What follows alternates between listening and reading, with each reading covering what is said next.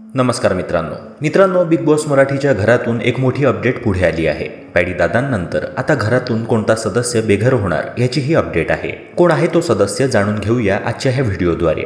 तत्पूर्वी जर तुम्ही आपल्या YouTube चॅनलवर नवे असाल तर व्हिडिओला लाईक करून चॅनलला सबस्क्राईब करायला विसरू नका, जेणेकरून असेच लेटेस्ट अपडेट्स वेळेवर तुम्हाला मिळत राहतील।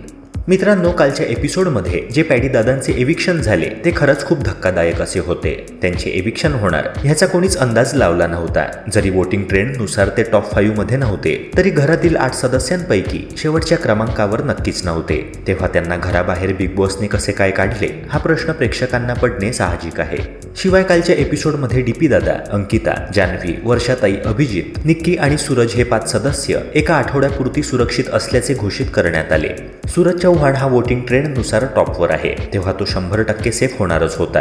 शिवाय निक्कीच्या वोट्समध्ये कमालीची वाढ पाहायला मिळाली, ज्या कारणाने तिने टॉप 5 स्पर्धकांमध्ये स्थान काबीज केले। शिवाय डीपी दादा किंवा अभिजित टॉप 5 मध्ये आहेत याची वोटिंग ट्रेंडनुसार सर्वांना कल्पना होतीच, पण जान्हवी कशी काय सेफ झाली ह्या प्रश्नाचं उत्तर देखील मिळणे कठीणच आहे, कारण वोटिंग ट्रेंड तर काही वेगळंच चित्र दाखवत होते।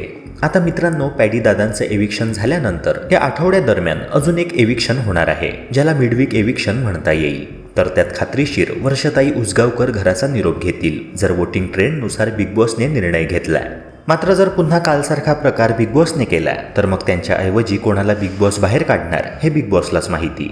मित्रांनो, या मुद्द्यावर तुमचं काय मत आहे? मिडवीक एविक्शनद्वारे आता कोणी घराचा निरोप घ्यायला हवा? तुमचे मत कमेंट सेक्शनद्वारे नक्की कळवा। तसेच व्हिडिओला लाईक करून चॅनलला सबस्क्राईब करायला विसरू नका। भेटूया पुन्हा एका नव्या व्हिडिओसह। जय हिंद, जय महाराष्ट्र।